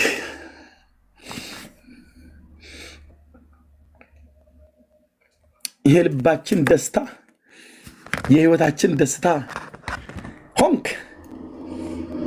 ሆንከን የኔ ጌታ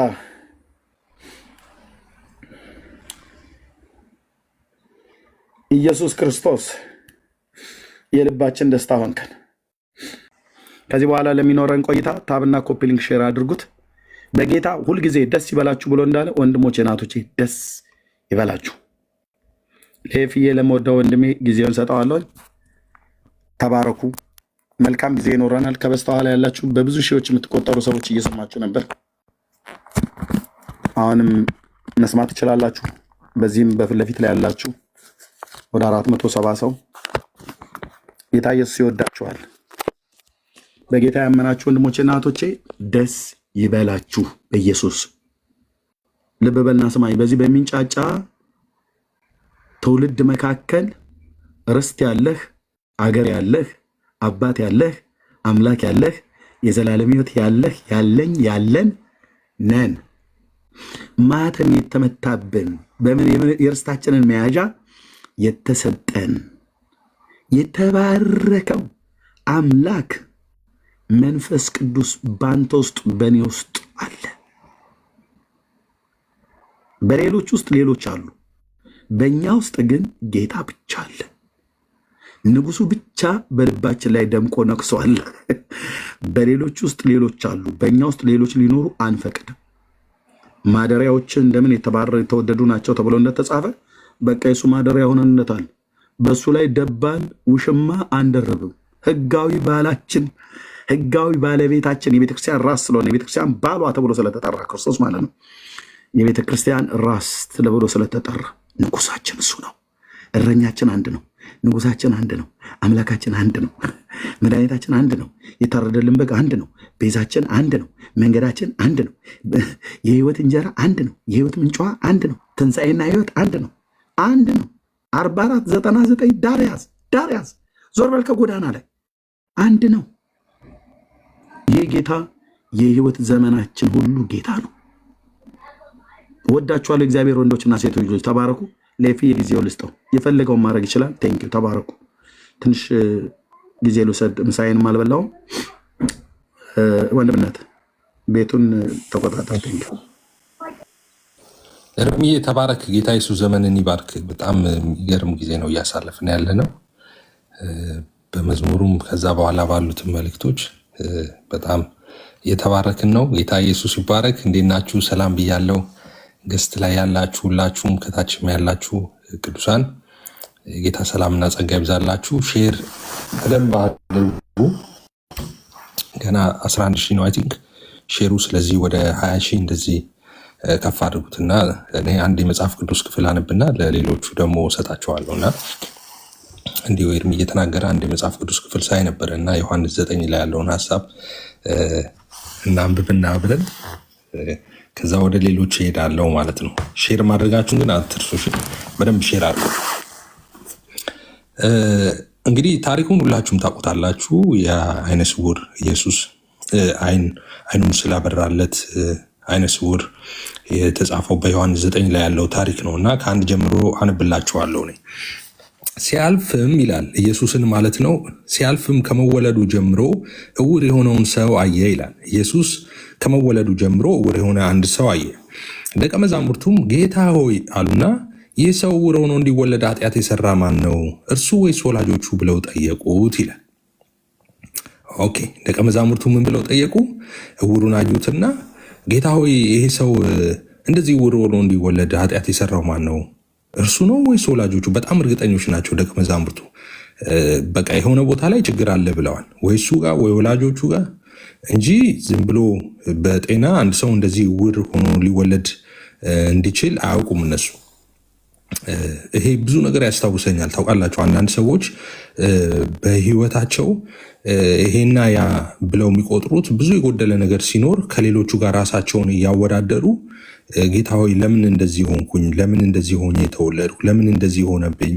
እነንትና እንደዚህ ሆነላቸው፣ እንደንትና እንደዚህ ሆነላቸው፣ እኔ ደግሞ እንደዚህ ሆነብኝ ለምንድን ነው ብለው ክርክር አላቸው ከእግዚአብሔር ጋር። ታውቃላችሁ ብዙ ክርስቲያኖች በዚህ ክርክሩ ህይወት ውስጥ ይኖራሉ። ኢየሱስ ግን ለዚህ መልስ አለው። ደቀ መዛሙርቱን ለጠየቁት ጥያቄ ምን ብሎ ኢየሱስ መለሰ? እንዲህ ብሎ መለሰላቸው ይልና የእግዚአብሔር ስራ በሱ እንዲገለጥ እንጂ እርሱ ወይም ወላጆቹ ኃጢአት አልሰሩም ብሎ መለሰላቸው ይላል። ዩሲ አሁን ደቀ መዛሙርቶቹ እርግጠኛ ሆነው ኤክስፔክት አድርገው ነበር ከኢየሱስ። ሁለት ምርጫ ነው የሰጡት፣ እንደውም ከወላጆቹ ወይስ ከሱ ከየት ነው ምንጩ የኃጢአቱ ምንጭ? ምክንያቱም እውር ሆኖ ተወልዷል እና እውር ሆኖ የተወለደው መቼስ ኃጢአት ሳይኖር እንደዛ ብለው ነበር ያሰቡት። ግን ኢየሱስ ሲመልስ ምን አለ? ኖ ወላጆቹም አልሰሩም እሱም ኃጢአት አልሰራም አለ። ካዲያ ምንድን ነው ስትሉ ቀጠለና ኢየሱስ እንደዚህ አለ።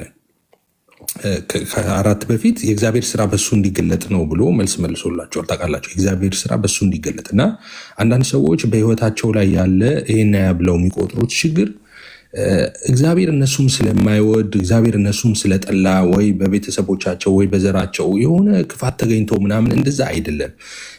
እንደውም ሰዎቹ አለማወቃቸው ነው እንጂ እግዚአብሔር መርጧቸው ነው። ማለትም ክብሩን በእነሱ ሊገልጥ ስለተመረጡ ነው። እንደዛ አይነት ሰዎች በጣም ጥቂት ሰዎች ናቸው በመጽሐፍ ቅዱስ ታውቃላችሁ። ኦፍኮርስ ችግር አለ። ያ ችግር ግን እነሱን ሊያጠፋ አይደለም። እነሱን በዘላለም በዛ ውስጥ እንዲቆዩ አይደለም። ወይም ደግሞ ሳይጎበኙ እግዚአብሔር የማንም እንባ ባለ ዕዳ እንዳይደለ መጽሐፍ ቅዱስ ይናገራል። ሰው በዛ ችግራቸው ተወልደው አርጅተው እንዲሞቱ አይደለም። ነገር ግን እግዚአብሔር ክብር ይገለጽ ዘንድ አንዳንድ ሰዎች በህይወታቸው የተለያየ ችግር ይመጣል እና ግን ሁልጊዜ ደግሞ ማሰብ ያለባቸው ሰዎች እግዚአብሔር ለነሱ መልካምና የተሻለ ነገር አይተው እንደሆነ ክብሩ ሊገለጥ እንደዛ ማሰብ አለባቸው።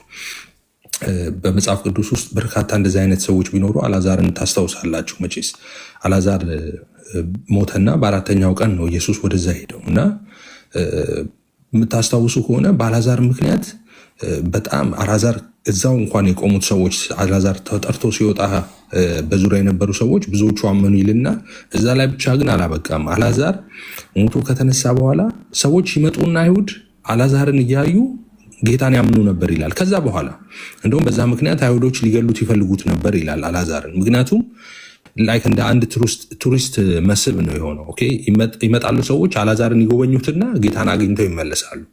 እና ታውቃላችሁ እዛ ጋ ነው የሚገባችሁ ኢየሱስ ለምን እንደዘገየ፣ ለምን አልዓዛር እስኪሞት ታሞ መልእክት ተልኮበት እንዳልሄደ እንዳልጠየቀው፣ ሲሞትም ሄዶ እንዳልቀበረው፣ ከ4 ቀን በኋላ ለምን እንደሄደ የሚገባችሁ ከዛ በኋላ ነው። እዚህ ጋም ልክ እንደዛ ነው። አንዳንድ ሰዎች እንደዛ ያስባሉ። እንደዚህና እንደዚህ የሚሆንብኝ ከሰው የተለየሁት እግዚአብሔር ባይወደኝ ነው፣ እግዚአብሔር ወደ እኔ ባይመለከት ነው፣ እንዲና እንደዛ ይላሉ። ነገር ግን እግዚአብሔር ክብሩን ሊገልጥ ብዙ ጊዜ እንደዛ ያደርጋል። ምክንያቱም ዳዊት ራሱ ሲናገር በሌላ ክፍል ላይ ምን ይላል? እግዚአብሔር የድሆቹን ምኞት ሰማ፣ ጆሮዎቹም የልባቸውን ሀሳብ አደመጠች፣ ፍርድ ሊደረግላቸው ዘንድ ይልና በምድር የሚኖሩ አፋቸውን ከፍ ከፍ ማድረግ እንዳይደግሙ ነው ይላል። ኦኬ ሁልጊዜ እግዚአብሔር የተናቀን የወደቀን በሰዎች አፍ የበዛበትን ሰው በጣም ያልታሰበውን ሰው ፒክ የሚያደርገው ብዙ ጊዜ ለዛ ነው። ለምን?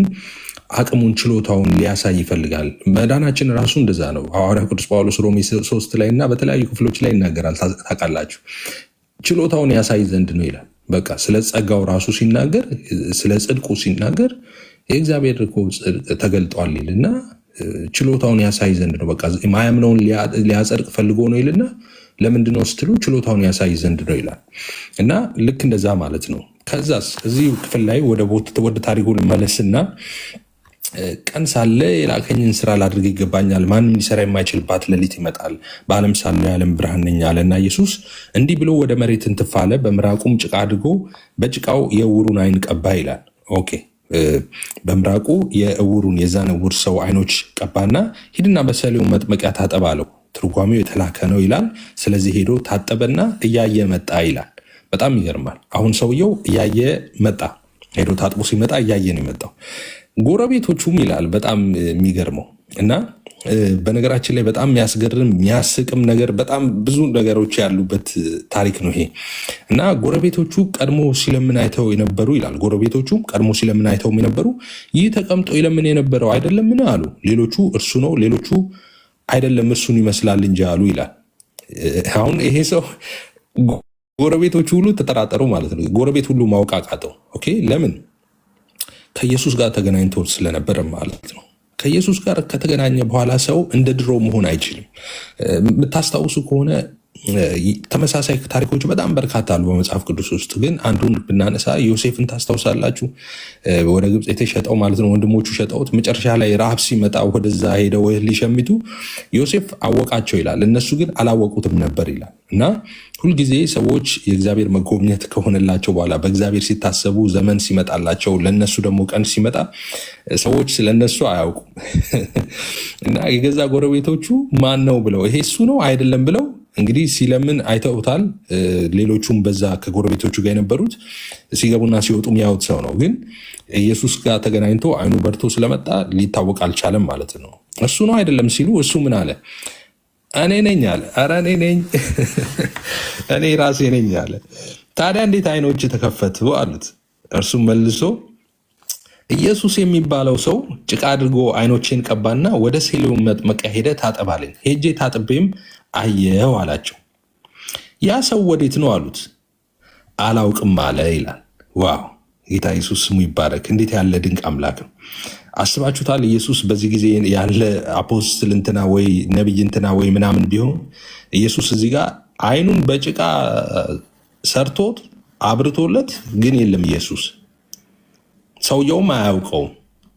ኢየሱስ ሰውየውን ጠርቶ ናመስክር እንጂ ዓይን ያልነበረህ እንዴት እንደነበርክ አያስፈልገውም። ኢየሱስ በቃ አበራ። ኢየሱስ ሄደ።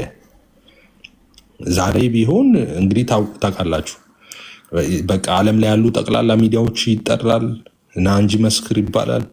ይኸው እኔ ጸልዬለት እኔ እንደዚህ አድርጌለት እንደዛ ነበር የሚባለው። ኢየሱስ እንደዛ አይደለም። በሽተኞቹን ሁሉ እየፈወሰ ሄደ ይላል። እንቆቅልሽ ሁሉ እየፈታ ሄድ ነበር ኢየሱስ። ግን ግርግር አይፈልግም ኢየሱስ። አትናገሩ ነው የሚለው። ዓይን ይከፍታል፣ ጆሮ ይከፍታል፣ ሙት ያስነሳል፣ ሽባውን ይተረትራል። ከዛ አትናገሩ እያለ ነው የሚያልፈው ኢየሱስ። ምስክርነት አያስፈልገውም ኢየሱስ። እኔ ያደርኩ አይልም እንደዛ። እና በጣም ይገርመኛል። ሰውየው ራሱ አያውቀውም። ዓይኑን ያበራውን ሰው አያውቀውም። በቃ አብርቶለታል፣ ሄዷል። ያ ሰው የት ነው ብለው ሲጠይቁት አላውቀውም አለ። በጣም የሚገርም ነበረ። በፊት እውር የነበረ ሰው እንደሆነ እንግዲህ በሰዎች ሁሉ ዘንድ የታወቀ ስለነበረ ወደ ፈሪሳውያን ይዘውት ሄዱ ማለት ነው። እነዚህ ሰዎች ወደ ፈሪሳውያን ይዘው ሄዱና ኢየሱስ ጭቃ አድርጎ ዓይኖቹን የከፈተለት ቀን ሰንበት ነበር ይላል። ይሄ ነገር በጣም ኢምፖርታንት ነው፣ ቀጥሎ ላለው ሀሳብ ማለት ነው። ስለዚህ ፈሪሳውያን ደግሞ እንዴት እንዳየ እንደገና ጠየቁት ይላል። አሁን ፈሪሳውያን ጋር ቀርበዋል። እንዴት ነው ያየኸው ብለው ጠየቁት። እርሱም ጭቃ በዓይኖቼ አኖረ፣ ታጠብኩም አየሁም አላቸው ይላል። ከፈሪሳውያን አንዳንዶቹ ይህ ሰው ሰንበትን አያከብርምና ከእግዚአብሔር አይደለም አሉ ይላል። ሌሎቹ ግን ኃጢአተኛ ሰው እነዚህን ሁሉ ምልክት ሊያደርግ እንዴት ይችላል አሉ ይልና በመካከላቸው መለያየት ሆነ ይላል። ጌታ ኢየሱስ ስሙ ይባረክ። ልለይ ነው የመጣሁት ብለዋል ኢየሱስ። የምታስታውሱ ከሆነ ልለይ ማለት ይሄ ነው። በመካከላቸው ልዩነት ሆነ። አይ እግዚአብሔር ኃጢአተኛ ይህንን ሊያደርግ አይችልም አሉ ግማሾቹ ደግሞ ሰንበት ስለማያከብር ከእግዚአብሔር አይደለም ብለው ተለያዩ ይላል። ከዚህ የተነሳ ዕውሩን አንተ ዓይኖችህን ስለከፈተው ስለዛ ሰው ምን ትላለህ አሉት ይላል።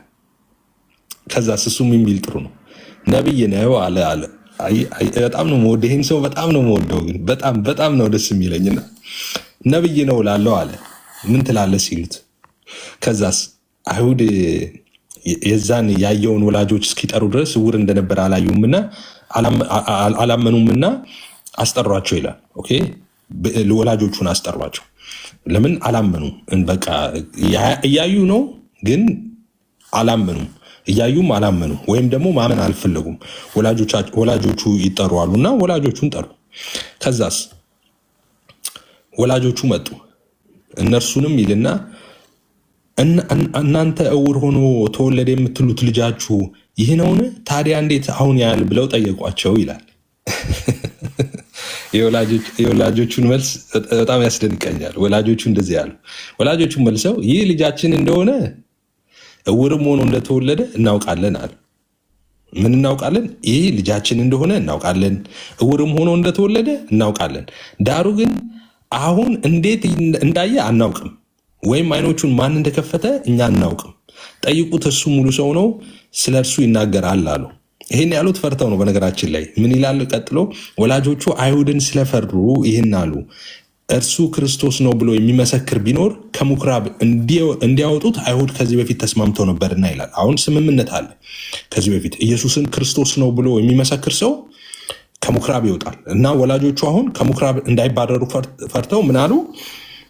የተሰራውን ነገር ዲና ያላደረጉ ልጃችን ነው፣ እሱን እናውቃለን፣ ዕውር ሆኖም እንደተወለደ እናውቃለን፣ ግን ዓይኑን ያበራውን አናውቅም፣ እንዴትም እንደበራ አናውቅም፣ ራሱን ጠይቁት፣ ሙሉ ሰው ከሆነው እሱ ይመልሳል አሉ። ስለዚህ ወላጆቹ ሙሉ ሰው ነው ጠይቁት አሉ ይላል።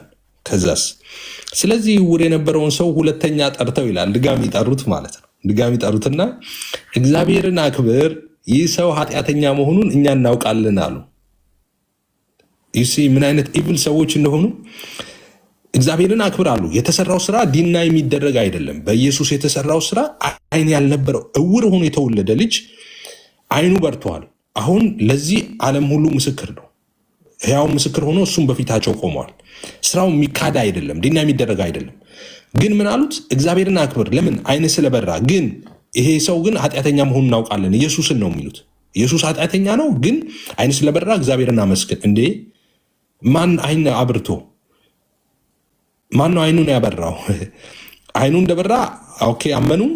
ለዛ ደግሞ እግዚአብሔርን አክብር፣ ግን እሱ ኃጢአተኛ ነው አሉት። ከዛስ እርሱ መልሶ ይላል፣ ይህን ሰው በጣም ነው የምወደው። እርሱም መልሶ ኃጢአተኛ መሆኑን እኔ አላውቅም፣ ዕውር እንደነበርኩ አሁንም እንዳይ ግን አንድ ነገር አውቃለሁ አላቸው። ኃጢአተኛ መሆኑን ኢየሱስ አላውቅም፣ እኔ ማውቀው አንድ ነገር ነው፣ እሱም ዕውር እንደነበርኩና አሁን ማየት እንደምችል እሱን ነው ማውቀው አላቸው። ደግሞ ምን አደረገልህ? እንዴት አይነት ተከፈታሉት ይላል። አሁን እንግዲህ ስንተኛ ጊዜ መሆኑ ነው? ደጋግሞ እየጠየቁት ነው። አውቀዋል፣ የተሰራ ነገር አለ፣ ግን ማመን አልፈለጉም። በቃ መቀበል አልፈለጉም። ደግሞ ዲናይ ደግሞ ማድረግ አልቻሉም እና ተጨንቀዋል። እነዚህ ሰዎች ስራው እንዲሸፈን እንዲዳፈን ተፈልገዋል። ሰዎች ሁሉ ባያምኑ ደስ ይላቸዋል እንደዛ ብለው። ነገር ግን ሕያው ምስክር ደግሞ በመካከላቸው ቆመዋል። በዚህ ጊዜ ይህንን ስሙ። ምን ቀጥሎ ምን እንዳላቸው እሱ ማለት ነው።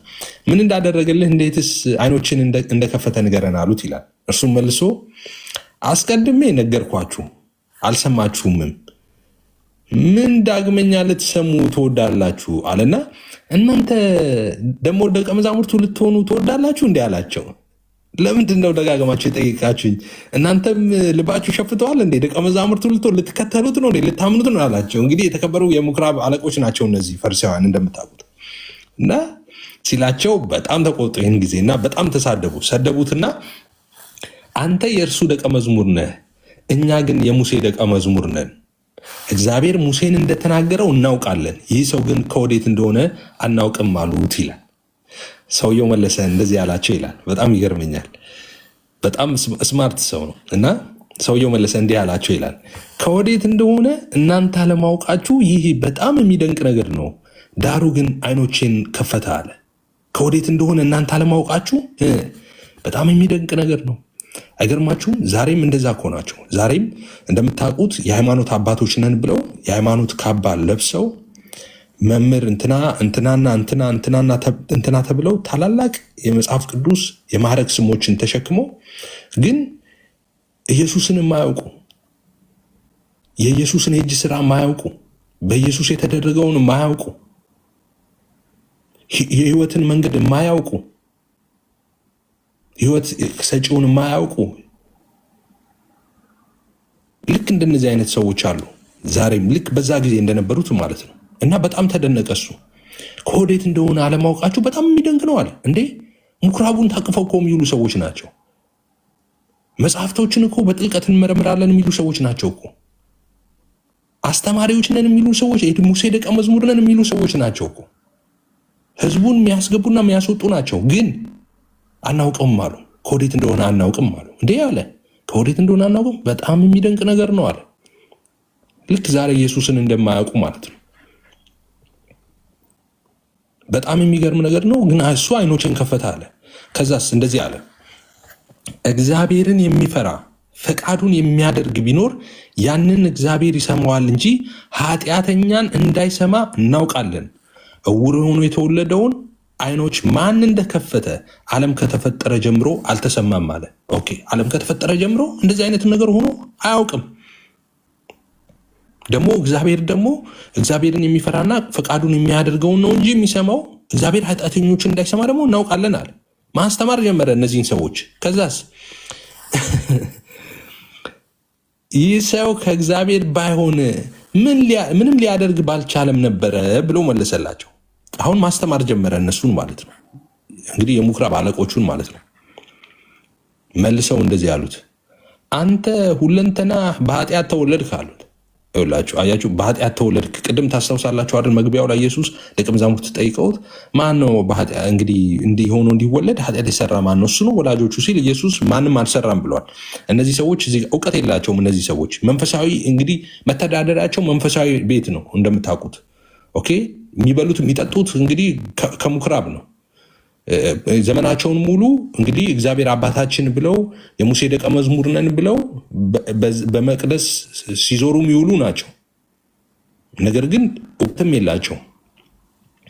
እውቀት የላቸው ማለት ምንም ነው። እውቀት የሌላቸው አንተ ሁለንተና በኃጢአት ተወለድክ፣ አንተም እኛን ታስተምረናለህ አሉት። ግን ኃጢአት አልሰራም ብሎ ኢየሱስ መጀመሪያ ላይ ተናግሯል አሉት። ወደ ውጭም አውጡት ይላል። ኦኬ፣ ለምን ማስተማር ጀመረው? እውነት መንገድ ጀመረ። እሺ፣ የተናገረው ነገር ግን ስህተት ነው አላሉትም። በነገራችን ላይ ግን በሱ መሰበካቸው ነው ያናደዳቸው፣ በሱ መማራቸው ነው ያናደዳቸው ማለት ነው። ወደ ውጭ ማወጡት ይላል። ኢየሱስም ወደ ውጭ እንዳወጡት ሰማ እና ሲያገኘውም አለ ኢየሱስን አገኘው ማለት ነው። ሰማ ወደ ውጭ እንዳወጡት እንደነበረው እና ከምኩራብ አውጥተው ጥለውታል። ከዛ ኢየሱስ ተገናኘው ማለት ነው። አንተ በእግዚአብሔር ልጅ ታምናለህ ብሎ ኢየሱስ ጠየቀው። እርሱ መልሶ ጌታ ሆይ በእርሱ አምን ዘንድ ማን ነው አለ። አላወቀውም። ቅድም አላውቀውም አላለም ኢየሱስን። አላወቀውም፣ ማን እንደሆነ አላውቅም እያለ አልነበር? አሁንም አላወቀውም። ኢየሱስ ሲያናግረው ጌታ ሆይ በእሱ አምን ዘንድ ማን ነው አለ ይላል። ኢየሱስም አይተኸዋል፣ ከአንተም ጋር የሚናገረው እርሱ ነው አለው ይላል። ዋው! እርሱም ጌታ ሆይ አምናለሁ አለ፣ ሰገደለትም። ኢየሱስም የማያዩ እንዲያዩ የሚያዩም እንዲታወሩ እኔ ወደዚህ ዓለም ለፍርድ መጣሁ አለ። ምን አለ ኢየሱስ? የማያዩ እንዲያዩ የሚያዩም እንዲታወሩ እኔ ወደዚህ ዓለም ለፍርድ መጣሁ አለ። ከፈሪሳውያንም ከእርሱ ጋር የነበሩት ይህን ሰምተው ፈሪሳውያን አሉ፣ አሁን እኛ ደግሞ ዕውሮች ነንን አሉት። ኢየሱስ እዚህ ጋር በጣም ይገርም መልስ መለሰላቸው። እንደዚህ ነው ክፍሉ የሚያልቀው። ኢየሱስም አላቸው ዕውሮችስ ብትሆኑ ኃጢአት ባልሆነባችሁ ነበረ። አሁን ግን እናያለን ትላላችሁ፣ ኃጢአታችሁ ይኖራል አላቸው። አሁን ግን ምን? አሁን ግን እናያለን ትላላችሁ። እሺ፣ ስለዚህ ኃጢአታችሁ ይኖራል አላቸው። ዕውሮች ብትሆኑስ ኃጢአት ባልሆነባችሁም ነበረ። ናውዴይስ አሁን ምናልባት በዚህ የምትሰሙም ሰዎች ምናልባት በዚህ ክፍል ላይ እንደነበሩት የምኩራብ ጠባቂ የሆናችሁ ሰዎች፣ ተመሳሳይ አገልግሎት የምትሰጡ፣ እናውቃለን የምትሉ ነገር ግን የማታውቁ ኢየሱስ እንዳለ ዕውሮች ብትሆኑ ኃጢአት ባልሆነባችሁም ነበረ፣ አሁን ግን እናያለን ትላላችሁ አለ። ባያውቁ ኖረው እውነት መንገድ ባላወቋት ነበር እንደሚለው ማለት ነው። ባታውቁ ኖሮ ኃጢአት ባልሆነባችሁም ነበረ፣ ነገር ግን እናውቃለን ትላላችሁ። ኢየሱስ እሱን ነው። እናያለን ትላላችሁ፣ ስለዚህ ኃጢአታችሁ ይኖራል አለ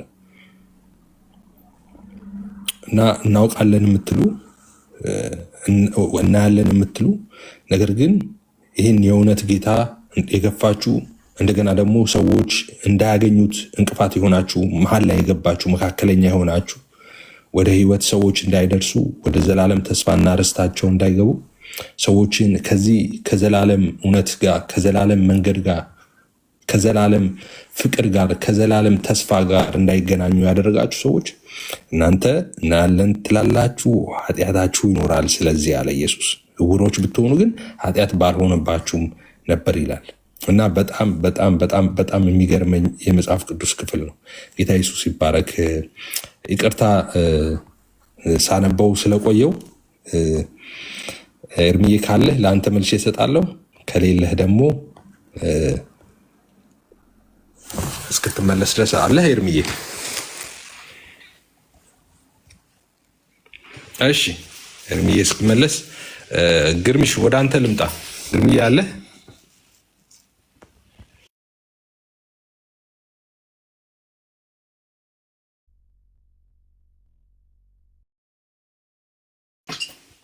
ኦኬ ግርምዬ የለም። ቢኒ አለ?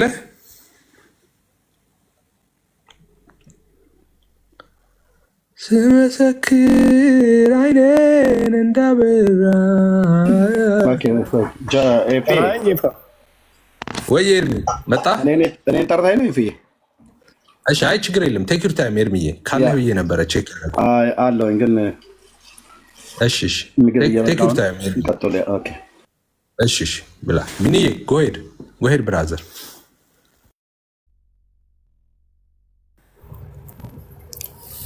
አይፊ ጠርታኝ ነበር። ሰው ነው የቆጣ ስራ ስለሆንኩ ብዙ አልሰማሁም ነበር። ጌታ ስሙ ይባረክ። የቆንጆ ጊዜ እያሳለፍን ነው። እንኳን ደህና መጣ። ሌሎቻችሁ እንደዚሁ እንኳን ደህና መጣችሁ። ኤርሚዬ የተባረክ ወንድማችን ጌታ ባንተ ተጠቅሞ ብዙ ህዝቦችን ብዙ ነፍሳትንም እያገለገልክ ስላለ በአንተ ስለሚገለጠው ጸጋ ደግሞ ጌታ እጅግ አድርገን እንባረካለን። እንዲሁም ሌሎቻችሁ ሁሉ ማለት ነው። እንግዲህ ስለ ጌታ ፍቅር ተነግሮ አያልቅም። የተማረክ ነው የወደድ ነው ገንዘቡም ያደረገን ጌታ ኢየሱስ ክርስቶስ ከሰጠን ከትልቅ ፍቅሩ የተነሳ ነው። በዚህ ያላችሁ ወንድሞች ደስ ይበላችሁ። ጌታ መስቀል ላይ ከከፈለው ዋጋ የተነሳ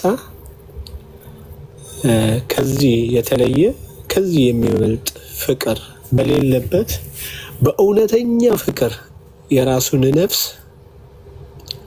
እስከ መስጠት ድረስ ወዳጆችን ለመውደድ የገለጠበት የተወራረደበት ህይወቱን ነው። ትልቁን ህይወት ነው የሰጠን። ህይወት ከፍሎበት ነው ህይወታችንን ያዳነን። ህይወት የተከፈለበት ፍቅር ነው እኔና እናንተ ውስጥ ያለው እና ይሄ ፍቅር ከኢየሱስ የተገኘ በመሆኑ እኔና እናንተ ደግሞ በዚህ ፍቅር ታተምን፣ አንድ ሆነን ህብረት ማድረግ ጀመርን፣ ህብረት ማድረግ ተቻለ። በዚህ ፍቅር፣ በዚህ እውነተኛ ፍቅር የዘላለም ነው። ፍቅሩ ፌክ አይደለም። ፍቅሩ ድንገት የአንድ ቀን፣ የአንድ ወር፣ የአንድ ሳምንት አይደለም። ይሄ እውነተኛ ፍቅር የዘላለም ነው። በዚህ ያላችሁ እህቶቼና ወንድሞች በእውነት ይህንን ፍቅር ገንዘባችሁ ያላደረጋችሁ፣ በዚህ ፍቅር የማትታወቁ የራቃችሁ ርቃችሁ ላላችሁ፣ ለናንተ የተስፋው ቃል ለበራላችሁ ለናንተ ይህንን ፍቅር ችላ ያላችሁ፣ ይህንን ፍቅር ቸል ያላችሁ በዚህ ያላችሁ እንደገና ቢሃይንድ ባይሆናችሁ የምትሰሙ ይህንን እውነት ቸል አትበሉ። ይህንን ፍቅር ቸል አትበሉ። ኑ የቀመስንን ቅመሱ እያለን ነው። ኑ የሆነልንን እየተደረገልንን እኛም ውስጥ ያለው የበራልንን ሰው ያደረገንን እንዳናፈር በዚህ ህብረት ውስጥ ከዚህ ከልጁ ፍቅር የተነሳ ህይወትን የምትጣፍጥ የደመቀ ህይወት፣ ያማረ ህይወት፣ ተስፋ ያለው ህይወት የሆነልን በልጁ ነውና ይሄ ህይወት እንዲሆንላችሁ እንዲበዛላችሁ የመጣውን ኢየሱስ ተቀበሉት ማለት እወዳለሁ። በኔ በታናሻችሁ በኔ በኮልታፋው አንደበት ስለ ኢየሱስ ሲነገር እንዳይቀልባችሁ። የገባንን ነው የምንናገር፣ የጨበጥነውን፣ የዳሰስነውን፣ የተረዳነውን ነው የምንናገር።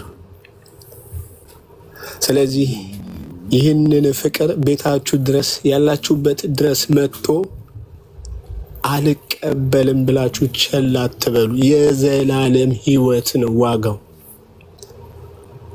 አንድ ነገር ተናግሬ ለወንድሞቼም ወይ ለእህቶቼ ያስተላልፋለሁ። ልጨርስ በዚህ። አንድ በጣም የሚታወቅ ሰው ነበረ። በከባድ ወንጀል ተጠርጥሮ ፍርድ ቤት ፈረደበት። ምንድን ነበረ ፍርዱ? የሞት ፍርድ ነበረ። በጣም ታዋቂ ሰው። በኋላ ላይ የሞት ፍርድ ተፈረደበት። የሀገሪቱ ፕሬዝዳንት ጉብኝት አደረገለት። ያ የሞት ፍርዱ ከመፈጸሙ በፊት ይሄ ታወቀ ሰው የተባለ ሰው ጉብኝት አደረገ ያለበት እስር ቤት ድረስ። በኋላ ሄደና አገኘው።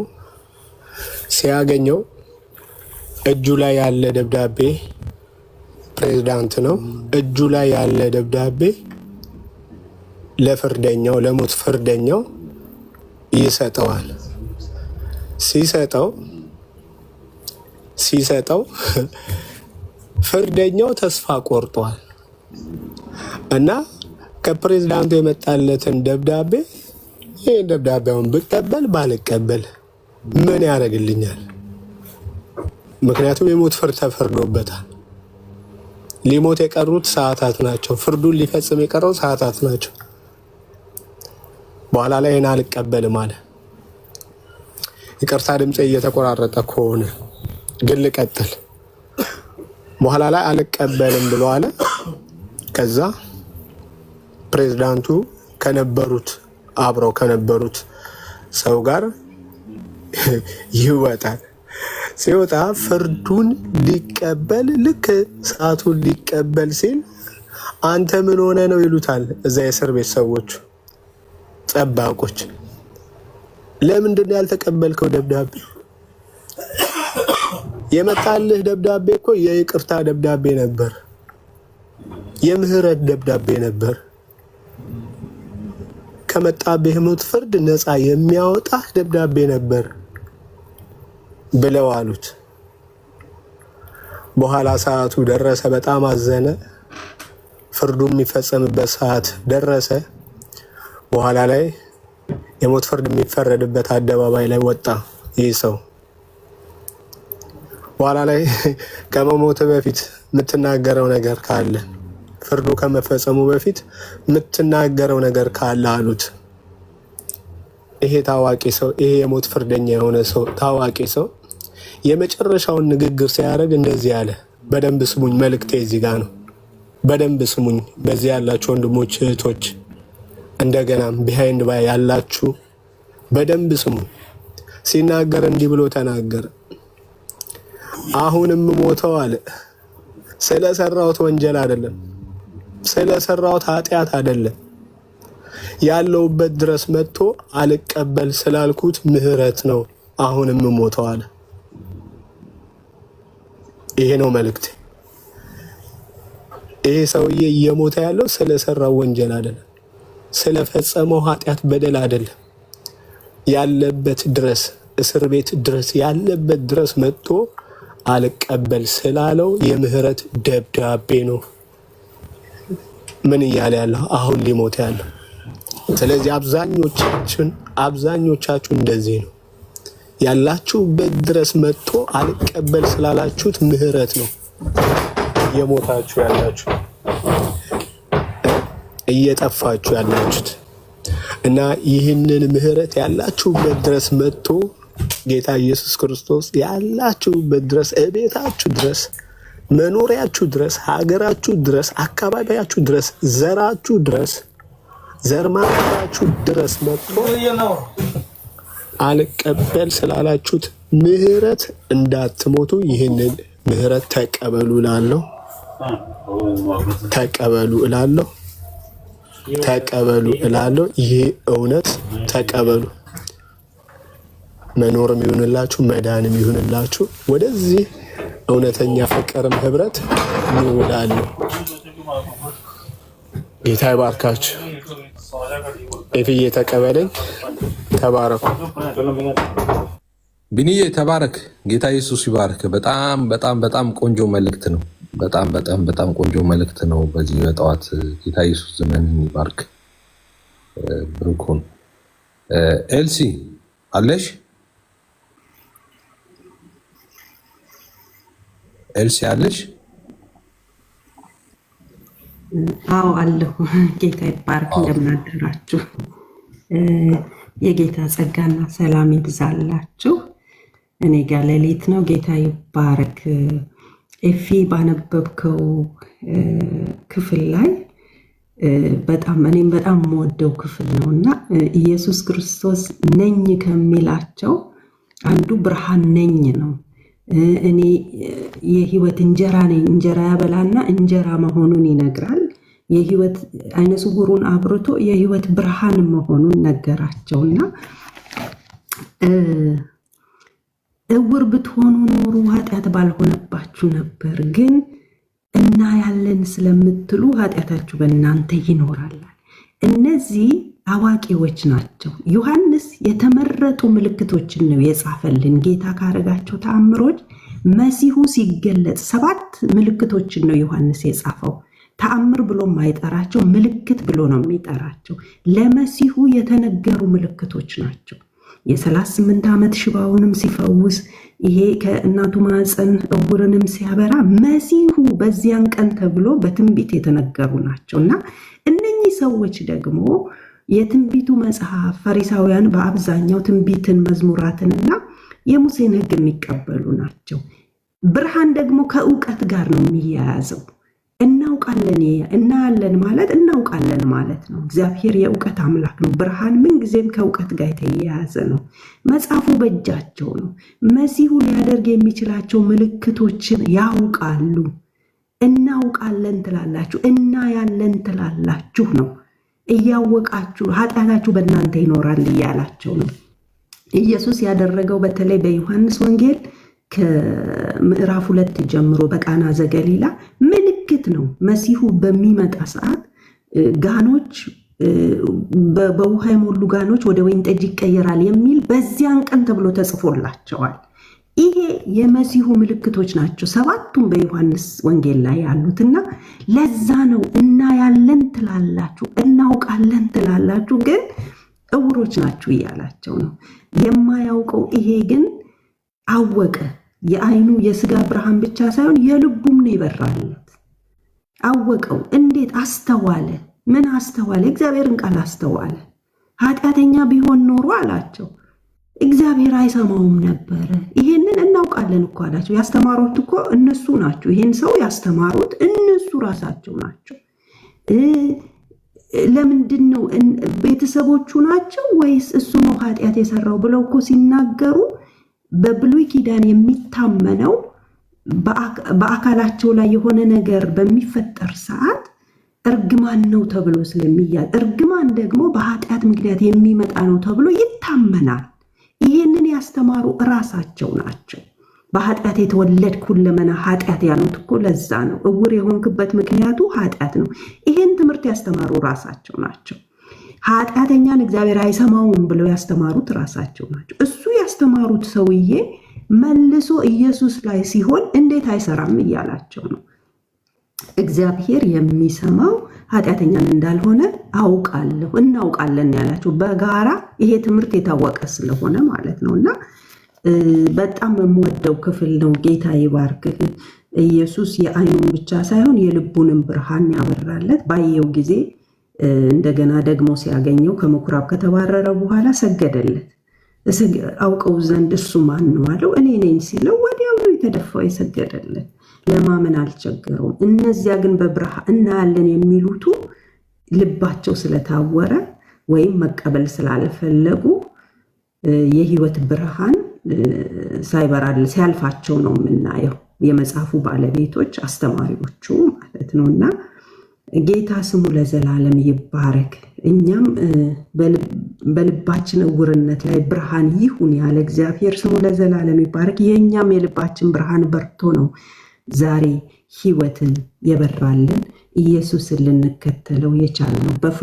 በፍቅሩ ተነክተን ከሱ ሌላ ከኢየሱስ ውጪ ሌላ ወደ ውጪ ብለን ሌላን ወደ ውጭ አስወጥተን ኢየሱስን ብቻ ብለን የቀረነው ከዚህ የተነሳ ነው። ይሄ ህይወት በመነካት በመገለጥ የሚታወቅ እንጂ በኢንፎርሜሽንም የሚታወቅ አይደለም። በሬቬሌሽን ነው ይባላል። ኢየሱስ በኢንፎርሜሽን ሳይሆን በሬቬሌሽን ነው፣ በመገለጥ የሚታወቅ ነው። ይሄ ሰው ተገልጦለት እንጂ እንደ ኢንፎርሜሽን ቢሆን የኢንፎርሜሽኑ ባለቤቶች ናቸው ቁጭ ያሉት ፊት ለፊቱና በዛ ዘመን ፈሪሳውያን የምኩራብ አለቃ ሲባል ቀላል እንዳይመስሏችሁ። ግንበኞች የናቁት የተባለው ለምን እንደሆነ ታውቃላችሁ? አዋቂዎች ስለሆኑ እነሱ ስለናቁት ነው።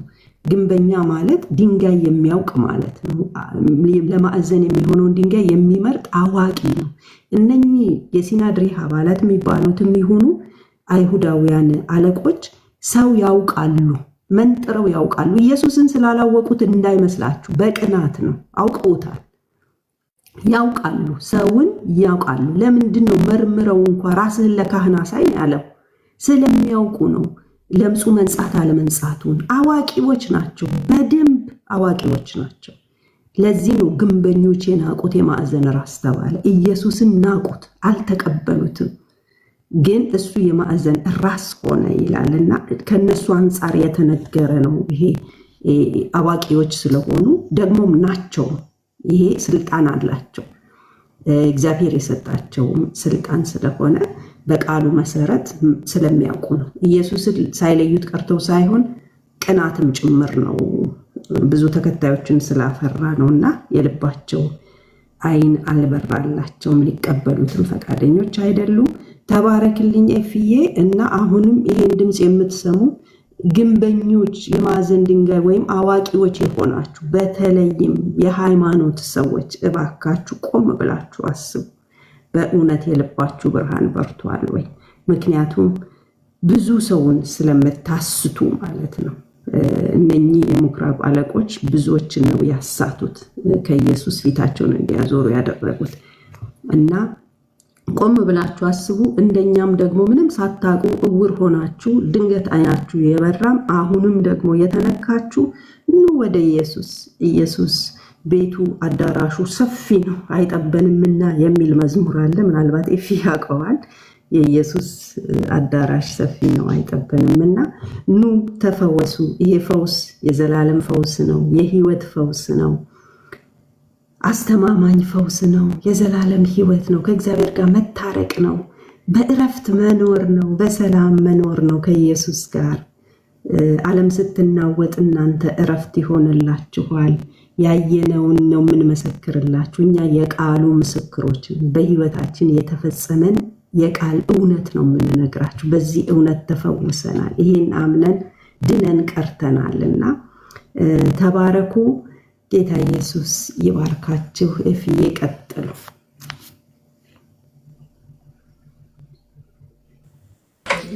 እሺ የተባረከ ኢየሱስ ይባርክሽ። እርሚዬ መጣ። አዎ እፍዬ ቴንክ ዩ። ተባረኩ ወገኖች፣ ጸጋ ይብዛላችሁ። እፍዬ እንደዚሁም ቢኒያው፣ እህቴ ኤልሳቤጥ፣ ወገኖች ሌላችሁም የተቀራችሁ ብርክ በሉ። ትንሽ እረፍት ማድረግ አለባት ሞባይል እንደዚህ የመጋል ነገር ይግላልና አይ ቲንክ ስለሚበዛበት ይመስለኛል።